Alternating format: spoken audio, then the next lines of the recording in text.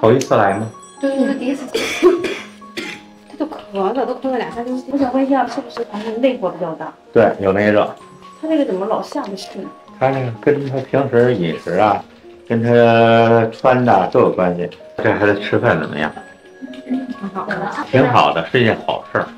但咱们要别把好事变成坏事，怎么办？控制，在能吃的状况下，晚上给他个8分饱。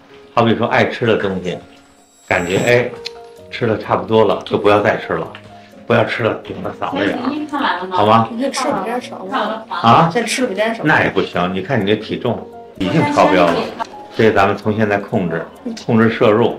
还有一个特别重要的啊，含糖量高的东西，像饼干、面包、蛋糕、巧克力，还有那些饮料，尽量不吃，喝了喝水。然后课间2件事儿不能忘记，配合做好了。你现在几年级？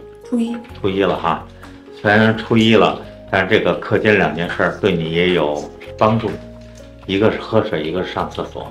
每次课间的时候，有便排便，有尿排尿，不憋着，不要感觉哎呦大便在学校不好意思似的，就给憋回来，不行，给它排了啊。